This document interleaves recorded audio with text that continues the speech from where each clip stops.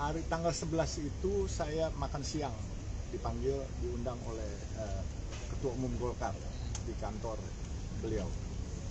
Terus saya ditanya, ini bagaimana ya Jakarta, kemacetan, banjir, terus apa sih kira-kira, kamu kan pelaku infrastruktur. Saya bilang, Pak, kami sedang membangun Harbor Route 2. Itu mengurai kemacetan dari Pelabuhan Tanjung Priuk sampai ke Pluit, bahkan sampai ke Cengkareng. Sebab nanti setelah Harbor Route 2, kami juga mendapatkan tugas lagi untuk Pelura yaitu Pluit Bandara. Jadi kami bikin tol di sana. Terus dia tanya, kira-kira bagaimana mengurai kemacetan yang paling bagus? Saya bilang, Pak, kalau mau mengatasi kemacetan, ini masalah nyali. Nyali apa? Berani apa enggak? Kenapa? Karena kalau mau mengurai kemacetan, mobilnya diproduksi bertambah, jalannya enggak produksi bertambah. Enggak seimbang.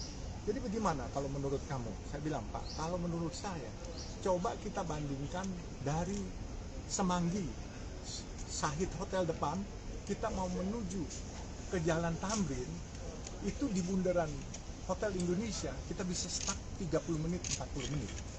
Bagaimana enggak menguras energi? Menguras bahan bakar, menguras energi, capek kadang-kala. Buat orang-orang tua seperti saya, kepengen ke kamar kecil atau apa, itu bisa stuck di sana. Kenapa sih enggak dibangun flyover? Ini pasti mungkin pada ewu pakewu terhadap pemilik gedung, karena pasti akan merusak keindahan. Sebenarnya bisa disiasati, saya bilang, Pak, tidak perlu merusak keindahan. Jalan tetap ada, apakah flyover, apakah BUMD, itu kan bisa ditugaskan bikin jalan tol, karena APBD 96 triliun, lebih dari cukup, saya bilang. Saya cerita kepada begitu beliau. Terus dia tanya, bagaimana soal sampah? Oh, soal sampah gampang, Pak, saya sudah mulai. Apa soal sampah kamu mulai? Saya budidaya belatung, maggot namanya. Nah, itu maggot, sampah-sampah itu ibu-ibu rumah tangga tidak akan dibuang lagi, mereka akan kelola jadi maggot. Nah, maggotnya itu dibeli 4.500 per kilo, jadi ibu-ibu rumah tangga bisa. Dan kita sudah mulai di kolong jalan tol kita, kemarin kita bikinin tempat-tempatnya, insya Allah akhir bulan ini jadi. Jadi kita budidaya belatung, jadi ibu-ibu rumah tangga yang punya sampah, itu sampahnya akan dimakan oleh belatung-belatung itu.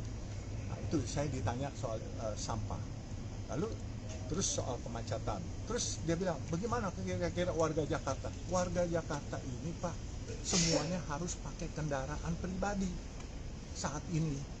Kenapa? Karena angkutan umumnya belum nyaman.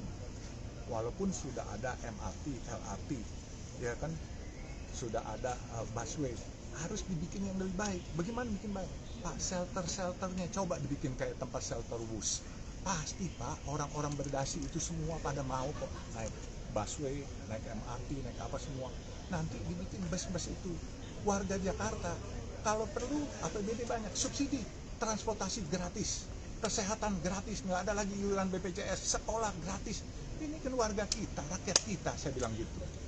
Nah, sampai sini tuh, saya pulang, kan jam 1:30 saya udah pulang ke kantor. Tahu-tahu saya dapat telepon jam 2:30. Saya diminta datang ke DPP Golkar. Saya bilang, kenapa lagi, Pak? Ajudan yang telepon. Ya udah, saya bilang saya berangkat datang ke DPP Golkar. Jam 4 saya datang. Di sana sudah ada pengurus Golkar lengkap. Coba ceritain lagi konsep kamu ini. Saya ceritakan. Terus kita rapat, tunggu di luar.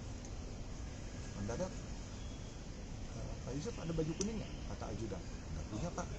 Udah dipinjemin. Makanya bajunya gombrong. Kenapa, Pak? Ya udah, nanti tunggu aja. Tahu-tahu datang teman-teman dari PSI. Nah, begitu teman-teman PSI, Pak Ketua Umum dengan Mas Kaisang masuk ke dalam kamar berdua. Terus saya tunggu di depan. Tahu-tahu sudah keluar memperkenalkan semua. Terus saya mendadak dipanggil. Terus kamu ditunjuk untuk kalau Pak Kaisang mau, katanya ini wakilnya. Apa Pak wakilnya? Oh, wakil gubernur. Saya cuma bisa bilang, ini nggak salah, Pak, saya nggak punya logistik. Logistik saya bukan buat bagi-bagi rakyat. Saya bilang ini udah perintah. Oh iya, saya bilang perintah saya tetap jalankan. Nah kalau rakyat membutuhkan logistik sama saya nggak pernah menjanjikan logistik buat rakyat. Saya menjanjikan kesejahteraan kalian pasti akan lebih baik. Ya, sekolah gratis. Ya kan? Insya Allah, makan pun saya sudah melakukan. Warung nasi kuning Baba Alun ini udah dari tahun 2018, dari Februari. Saya ditanya, konsepnya apa? Seluruh kelurahan saya bikin warung nasi kuning Baba Alun. Dan itu warung nasi kuning bukan saya kasih gratis. Saya kasih dengan harga 3.000. Daripada saudara-saudara kita makan 10.000 setiap hari. Saya juga beli dari warung UMKM nasi kuningnya. Kami nggak pakai catering. UMKM kami berdayakan, kaum termarginal juga bisa kami bantu. Jadi win-win semuanya. Jadi kalau boleh bilang kaum termarginalkan, kaum duafa, fakir miskin, dia bisa makan dengan harga murah. Dan dia juga bisa ikut sedekah. Dengan dia punya 10.000, biasa dia makan 10.000 di warung setempat. Dia cukup keluar 3.000, kami yang subsidi 7.000. Bahkan di Cianjur kita beli cuma 7.000, kami subsidi cuma 4.000 dengan kami jual 4.000. Kami jual 3.000. Jadi saya bilang sederhana kok Pak. Rakyat Jakarta ini perlu transportasi gratis, sekolah gratis, kesehatan gratis. Karena buat mereka sekolah ini mahal sekarang. Jadi semuanya disubsidi aja. APBD ada 96 triliun. Gitu aja kok repot. Dananya banyak. Tadi itu udah diperintahkan, berarti Bapak siap untuk maju berarti? Siap nggak siapnya tergantung perintah. Ini kan baru wacana kalau Pak Kaisang di Jakarta. Ya kan kalau saya kan loyal kepada perintah atasan saya, karena saya kan ya dari tahun 69 waktu itu saya masih SMP. Waktu itu saya ikut kegiatan Pramuka. Pramuka itu dulu di Kuartil Nasional, Kuarnas Pramuka, dan waktu itu underbow Golkar dulu semua. Jadi kami sudah lama memang dengan Golkar, jadi udah nggak asing lah kami di Golkar. Bahkan boleh bilang saya di teman-teman Golkar saat ini masuk yang salah satu dari 10 yang paling senior, yang paling tua. Orang Jawa Barat bilang enggak sekolah. Oke Pak, kan ini Bapak kadang-kadang menggantikan Ridwan Kamil kan. Ridwan Kamil nanti ke Jawa Barat, sementara Pak Yusuf Hamka ke Jakarta. Itu tanggapannya gimana Pak? Saya nggak tahu, saya perintah. Kalau saya diperintah ke Jawa Barat jadi wakilnya Pak Ridwan juga oke. Ya, kan? Saya juga oke. Jadi kalau disuruh milih, bisa milih nih, membangun, saya kepengen bangun kampung saya, Kalimantan Timur. Ya kan? Saya bangun kampung saya yang saya jadi warga kehormatan, mana? Sumedang. Kan saya udah bangun nih, Sumedang, 62 kilo, Jalan Cisumdawu, tol Cisumdawu.